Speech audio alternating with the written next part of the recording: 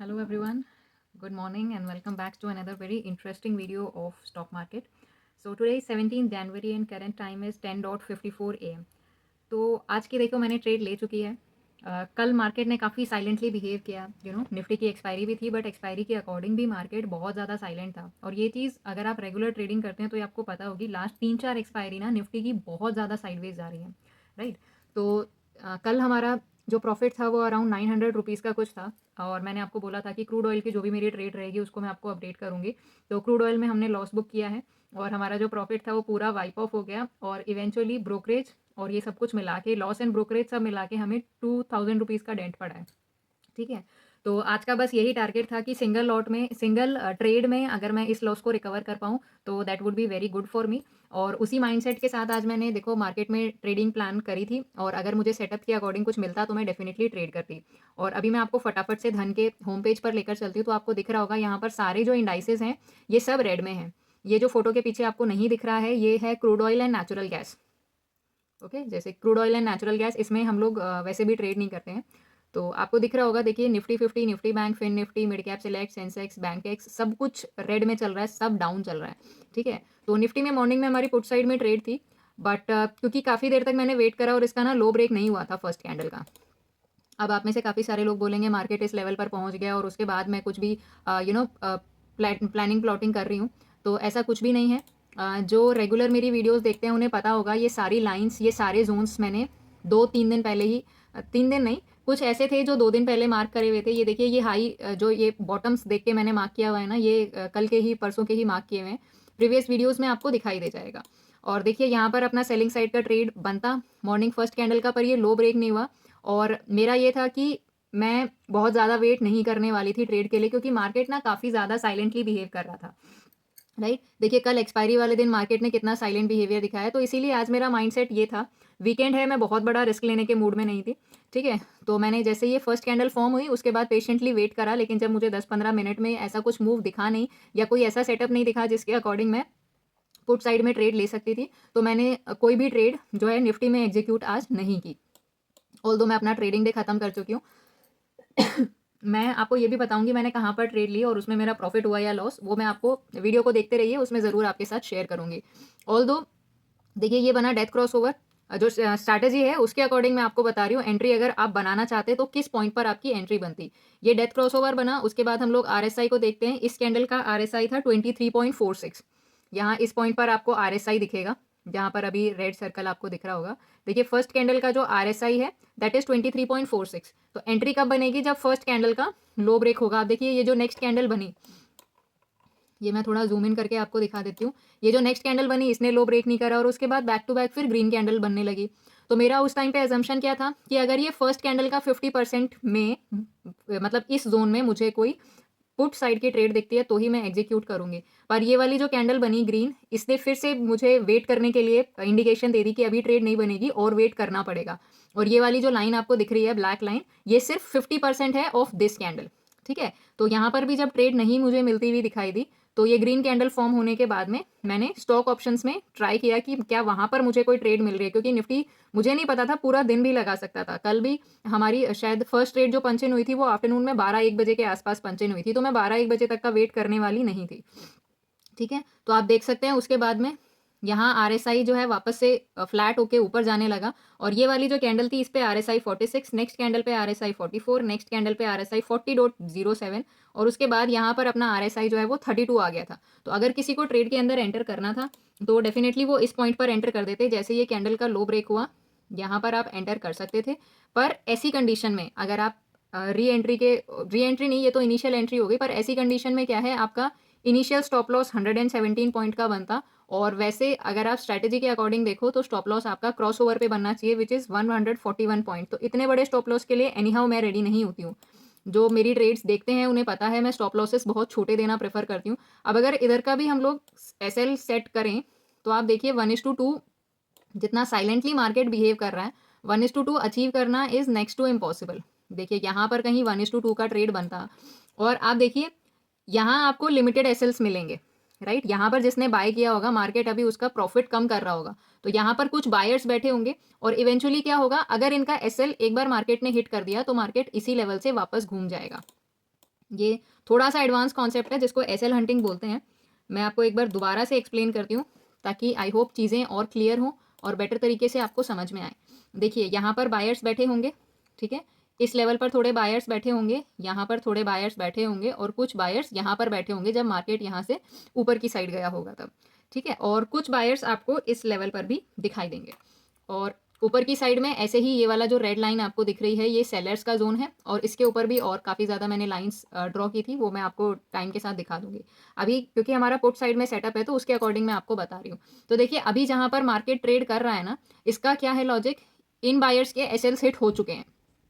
यहाँ पर previous buyers या तो अपना प्रॉफिट बुकिंग कर चुके होंगे कल के दिन में, ठीक है, और हो सकता है ये जो रेड कैंडल बनी है या जो मार्केट नीचे की तरफ आया है ये सिर्फ इन बायर्स के प्रॉफिट बुकिंग की वजह से आया होगा, ठीक है। तो आई एम एज्यूमिंग इन तीनों लेवल्स में से जो बायर्स हैं वो 50% यहाँ से निकल चुके होंगे, तो यहाँ पर सिर्फ 50% बायर्स ही बचे होंगे और जो इनिशियल बायर यहाँ पर प्रेजेंट थे वो प्रेजेंट होंगे। और अब देखो मार्केट जो है बैक टू बैक फॉल कर रहा है, छोटे से पुल बैक के बाद में मार्केट इस लेवल तक आ सकता है यहाँ के बायर्स को ट्रैप करने के लिए। ये वाले जो बायर्स हैं इनका एसएल हंट करने के लिए मार्केट आ सकता है, ठीक है। तो अभी आप देखिए 2349 का जो ये लेवल मार्क्ड है ये सिर्फ इन बायर्स के एसएल का एक जोन है, यहाँ पर बायर्स होंगे जिनके स्टॉप लॉसेस मार्केट खा सकता है। इसको बोलते हैं एसएल हंटिंग। थोड़ा सा ये एडवांस कॉन्सेप्ट है, हमें इसमें चार्ट स्टडी करके ये देखना होता है कि बायर्स कहाँ पर होंगे, अकॉर्डिंगली उनके स्टॉप लॉसेस कहाँ पर हो सकते हैं और ऐसे ही सेलर्स कहाँ पर होंगे और उनके स्टॉप लॉसेस कहाँ पर होंगे। तो ये चीज़ हमने स्टडी कर ली, ठीक है। तो एसएल हंटिंग भी अगर हम लोग अप्लाई करें तो ये वाला जो लेवल है ना ये हमारा स्ट्रैटेजी के अकॉर्डिंग 1:1 का टारगेट है। 1:2 हमें एनी हाउ नहीं मिलेगा, ठीक है, क्योंकि 150 पॉइंट का एसएल पे काम करना थोड़ा सा, फिर ट्रेड को मुझे इंट्राडे या बड़ी पोजीशन पे होल्ड करना पड़ेगा, इंट्राडे में मैं नहीं होल्ड कर सकती, राइट। ऊपर सेलर्स इस जोन में हो सकते हैं, इस जोन में हो सकते हैं या इस येलो जोन में हो सकते हैं। ये वो सेलर्स होंगे जो ऑप्शन ट्रेडिंग में भी पोजिशनल ट्रेडिंग करते हैं, राइट, जो 2-3 दिन, एक हफ्ता, 2 महीना, 6 महीना इतने बड़े टाइम फ्रेम पे काम करते हैं, ये वो वाले सेलर्स यहाँ पर अवेलेबल होंगे, ठीक है। तो उनको तो हम एनी हाउ टारगेट नहीं कर सकते, वो बड़े ट्रेडर्स हैं, ठीक। तो यहाँ पर अभी अगर आप ट्रेड में होते तो 32-31 पॉइंट का प्रॉफिट चल रहा होता, बट इतने बड़े एसएल पे काम करना थोड़ा सा ना ज़्यादा रिस्की है रिटेल ट्रेडर्स की, अगर मैं स्पेसिफिकली बात करूँ तो ये तो होती निफ्टी की एंट्री अगर आप यहाँ पर एंटर करने का आपका प्लान होता, ठीक है। तो इसको तो अभी साइड में छोड़ देते हैं हम लोग। आगे देखिए जो धन है ब्रोकर, इनके पास एक इंडिकेटर है स्कैनएक्स नाम से, राइट। स्कैनएक्स काफ़ी अच्छा मुझे लगा और इसके अंदर कुछ फीचर्स ऐसे हैं जो मैंने यूज़ किए और अकॉर्डिंगली मुझे उनका ना काफ़ी अच्छा प्रॉफिट या बेनिफिट देखने के लिए मिला। ओके, यहाँ से मैं स्क्रीनर्स पर गई, सॉरी इनसाइट्स पर गई। इनसाइट्स पे जाने के बाद में मुझे दिखाई दिया यहाँ पर हीट मैप। हीट मैप में क्या है, आप फिल्टर लगा सकते हैं कि कितने स्टॉक्स कितने परसेंट की मूव दे चुके हैं, इधर इन अपसाइड और इन डाउन साइड। तो इसके बेसिस पर एक स्ट्रैटेजी बनी हुई है और मैं डिस्क्रिप्शन बॉक्स में उसका लिंक दे दूंगी, वो मैं आपके साथ ऑलरेडी शेयर कर चुकी हूँ, ठीक है। और मैं कोशिश करूंगी कि स्ट्रैटेजी मैं इस वीडियो में शॉर्ट में दोबारा से आपके साथ एक्सप्लेन करूँ। तो मैंने यहाँ पर क्या किया, यहाँ आप देख सकते हैं, यहाँ पर आपको पॉइंट्स दिए हुए हैं कि भाई कितने परसेंटेज का मूव मार्केट ने एक बार में दिया होगा। मॉर्निंग में 9:40 के आसपास मुझे दिख गया था कि निफ्टी में हमें कुछ नहीं मिलने वाला है, क्योंकि यहाँ से ये पुल बैक लेगा, कितना टाइम साइडवेज स्पेंड करेगा और कब फिर नीचे गिरेगा। मेरा ये था कि अगर मुझे 10:30-11 बजे तक भी एक ट्रेड मिल जाती है, चाहे वो इंडेक्स ऑप्शंस में मिले चाहे स्टॉक ऑप्शंस में मिले, कोई दिक्कत वाली बात नहीं है, I will take that trade, book my profit and leave, ठीक है। तो मैंने स्कैनएक्स ओपन किया, यहाँ से मुझे हीट मैप दिखाई दिया और मैंने ये जितने भी थे -2%, 1%, 0%, 1% एंड 2%, इन सबको रिमूव कर दिया। उसके बाद में मुझे 2 ही स्टॉक दिखे, which is Infosys and axis bank.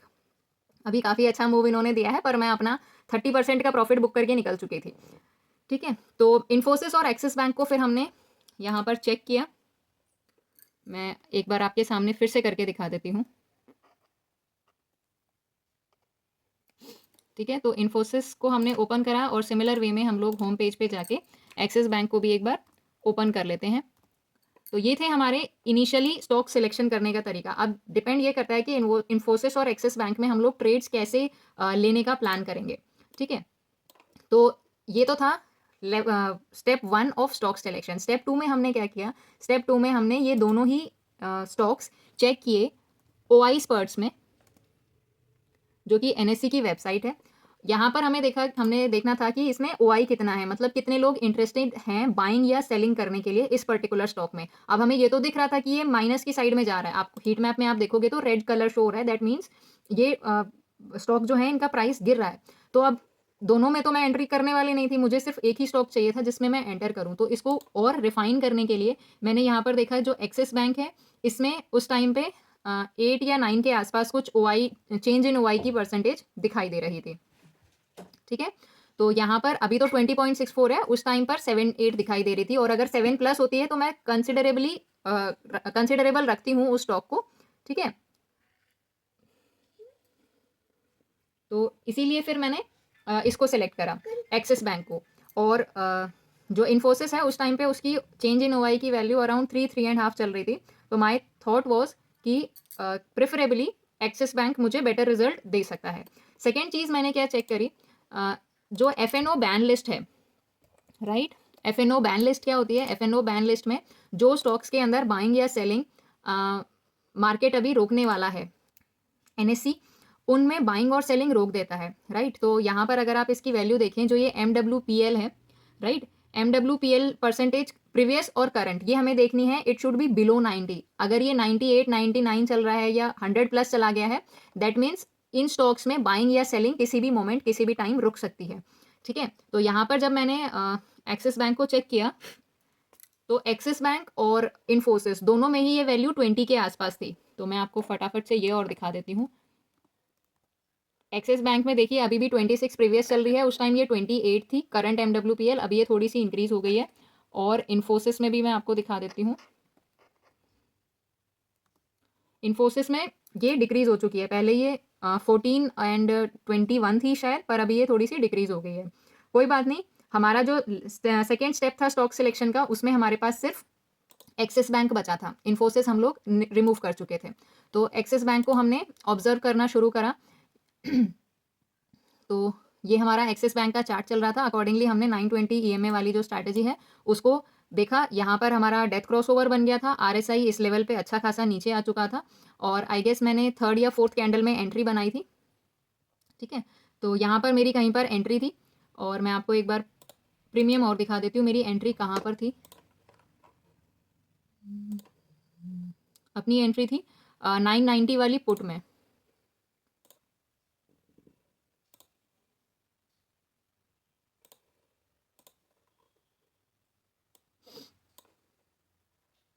अभी इसमें एरो फिर से नहीं दिख रहे हैं, आई गेस कोई इशू आ रहा है। Otherwise blue and red arrow दिख जाते हैं बाइंग और सेलिंग वाली कैंडल्स पर।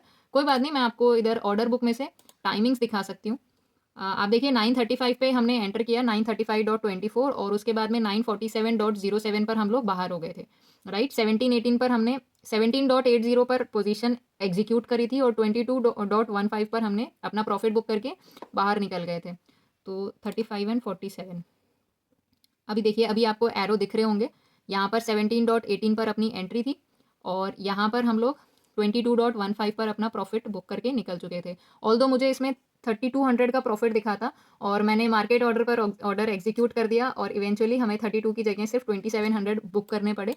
और उसके बाद देख सकते हैं एक छोटा सा स्विंग लगा के मार्केट ने और 4-5 पॉइंट का मूव अपसाइड में दिखाया है। यानी कि अगर मैं इस पॉइंट तक वेट करती तो हो सकता है मुझे अराउंड 6 to 6.5 थाउजेंड यहाँ पर दिखाई देते। ठीक है, और अभी ये वापस से थोड़ा सा रिट्रेस करेगा आई बिलीव।